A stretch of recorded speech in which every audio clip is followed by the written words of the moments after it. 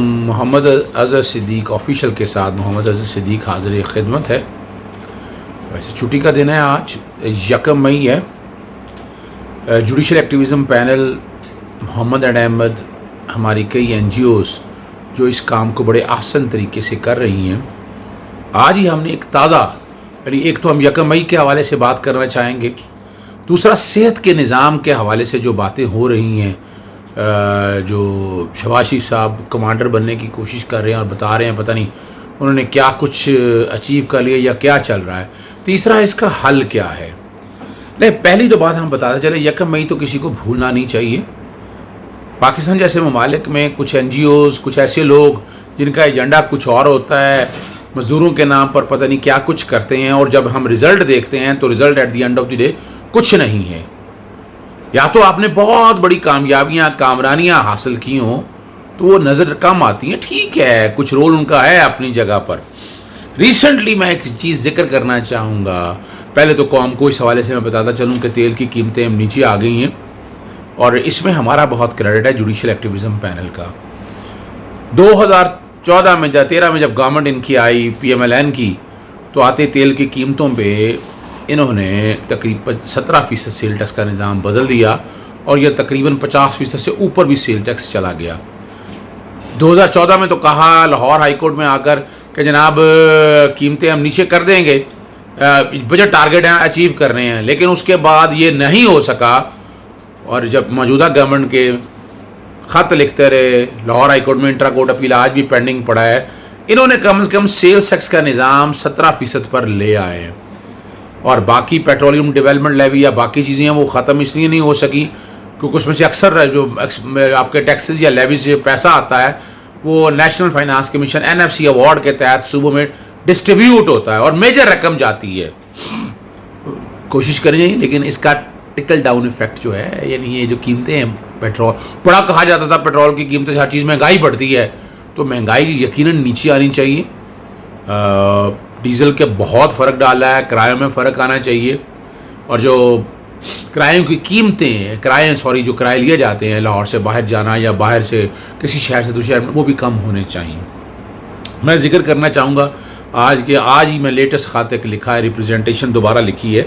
ایک writ petition ہے 409/2020، محمد Salman بنام SHO، Bahawalpur bench میں جناب جسٹس طارق سلیم شیخ صاحب نے غالباً ہیبیس کا یا باقی مسئلے آئے تھے اور اس ایشو کو ٹیک اپ کیا تھا. تو یہ معاملہ جب وہ لے کر گئے تھے تو انہوں نے بہت سے لوگوں کو بلایا، امائکس بلائے، اور اس چیز پہ کئی چیزیں سیٹل کر کے کچھ 3-4 قانون ہیں. Bonded labour system ایبولیشن act 1992، the Punjab prohibition of child labour act, break links act 2016، the Punjab restriction of employment of children act 2016 ہے، اور فیکٹریز ایکٹ 1936. تو بڑا واضح طور پر کہا کہ بھٹا پہ جو مزدور بچے کام کرتے ہیں، 14 سال سے بچہ کام نہ کرے، ان سب کو رجسٹرڈ کرائیں باقاعدہ. ان کو employees old age benefit institution ہر ایک کو پتہ ہے. دوسرا Punjab social security institution PESSI کے حوالے سے ہے کہ ان کو آسانیاں کس طرح فراہم کرایا جائے، ان کا ایجوکیشن کا نظام کیسے بہتر کیا جا سکے.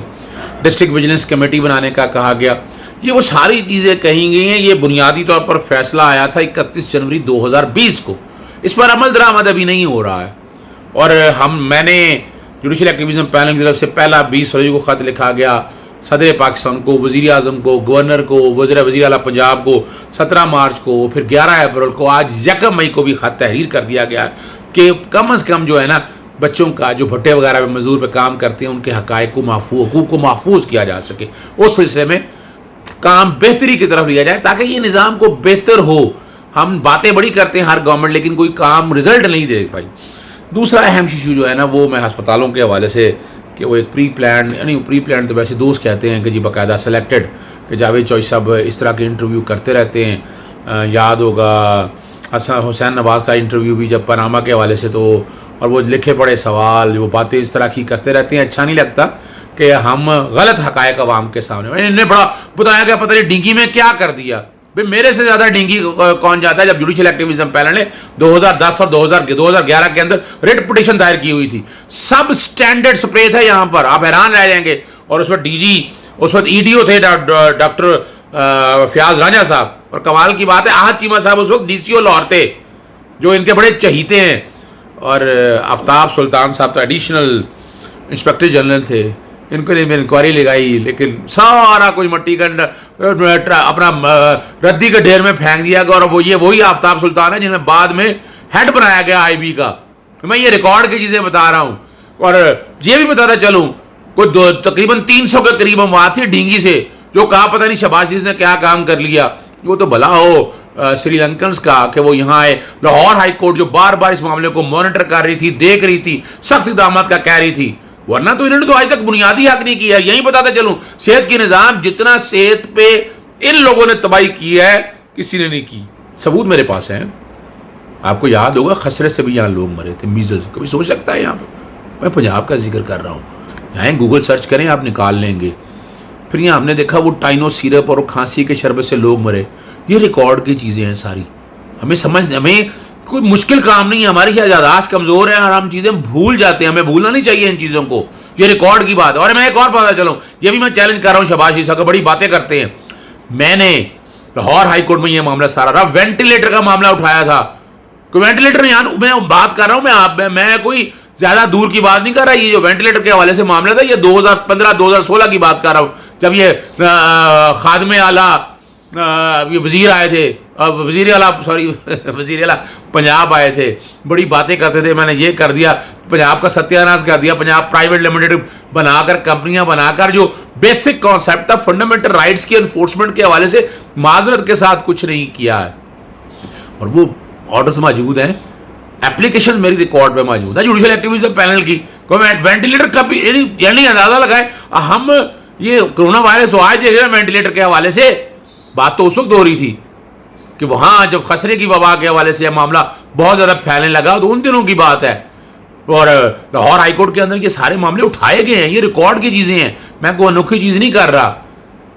اب مسئلہ جو میں تیسری بات کہی تھی, ان سارے کا مسئلے کا حل کیا ہے. میں بڑا سخت مخالف ہوں 18ویں ترمیم کا. آج جو باتیں ہو رہی ہیں یہ میں نے آج یہ بنیادی طور پر تو شروع میں نے ہی کیا تھا. 18ویں ترمیم کے حوالے سے سوالیہ نشان میں نے اٹھائے ہیں, ہیلتھ کے حوالے سے, ایجوکیشن کے حوالے سے, انوائرمنٹ کا ذکر نہیں کر رہے, حالانکہ انوائرمنٹ بھی آپ کا ڈیوالو اگر مان لے ہو گیا, لیکن آج بھی پالیسیز اور ساری چیزیں جو ہے نا, ڈپارٹمنٹ رن کرنے سے کوئی فرق نہیں پڑتا, وہ کرتے رہے مجسٹرڈ اور آپ چلاتے رہے, لیکن پالیسی اور باقی چیزیں ساری جو ہے نا وہ ساری انہیں کو ہینڈل کرنے دیں. یہ بیسیکلی ہیلتھ سیکیورٹی کا ایشو ہے.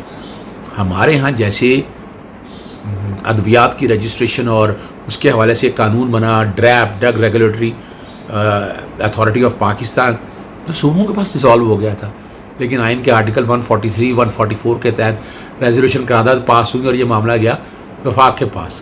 وفاق نے قانون سازی کی.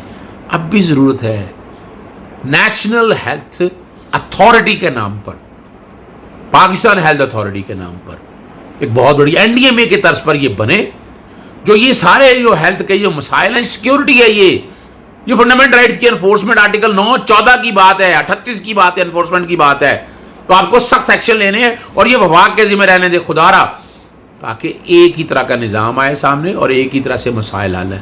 وہ علیحدہ بات ہے, نیشنل فائنانس NFC ایوارڈ پہ میں علیحدہ کسی دن گفتگو کروں گا, لیکن آج یہ باتیں کرنا بہت ضروری ہے کیونکہ ان سب کا تعلق عوام سے ہے, اور زیادہ تر غریب عوام سے ہے جن کو ہسپتال کی سہولیات نہیں.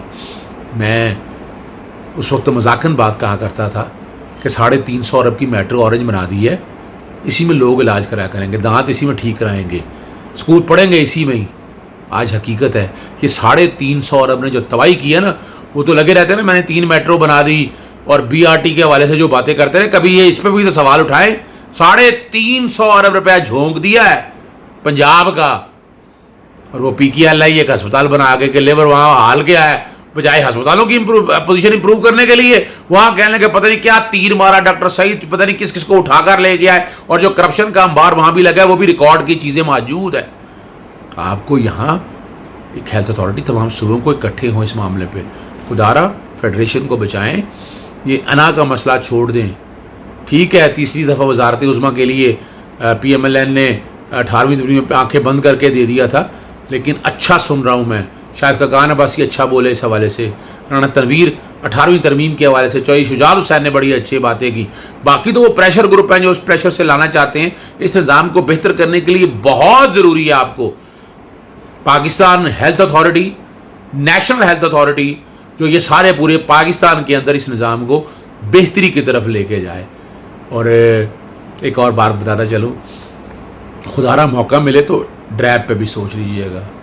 हमारे पास देखें, हमारे यहाँ से जड़ी बूटियाँ सारा कुछ यहाँ से एक्सपोर्ट हो जाता है और हम बाहर से सॉल्ट इंपोर्ट करते हैं, जो दवाइयों में इस्तेमाल होता है वो सॉल्ट। हम सॉल्ट खुद क्यों नहीं बनाते?